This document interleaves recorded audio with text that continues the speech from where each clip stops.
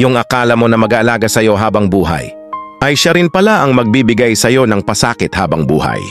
Yung akala mo na mangtatanggol sa'yo kapag may nangaapi ay siya rin pala ang aapi sa'yo, ang pag-aasawa ay akala lang pala. Akala mo ay masaya. Pero hindi ko naman nila lahat, may mga lalaki din na matitino. Kaya kayong mga babae, matuto kayong maghanap buhay para kahit magloko ang mga asawa nyo, kaya nyo na wala siya. Kaya nyo tumayo sa mga paa nyo. Matuto kayong maging matatag at matapang para kahit anong mangyari ay kaya nyo ipakita sa mga asawa nyo na kung kaya nila, kaya nyo din. Matapang siya, kailangan matapang ka din. Huwag mong piliin ang lalaki na mananakit lang sa damdamin mo.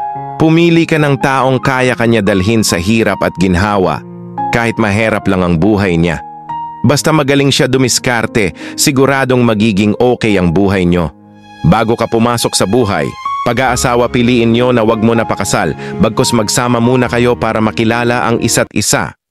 Yan ang tamang paraan para di kayo maghiwalay basta-basta. Dahil ang buhay pag-aasawa ay malaking responsibilidad sa buhay, dalawa kayong magtutulungan, hindi pwede ang isa lang, dahil masarap sa pakiramdam kong parehas talaga kayo nagmamahalan. Masarap sa pakiramdam na alam mong mas masarap sa pakiramdam kong hindi siya magpapatukso sa iba. Kaya ikaw na babae, maging matapang ka, maging wise ka. Sana nakarelate ka sa sinabi ko.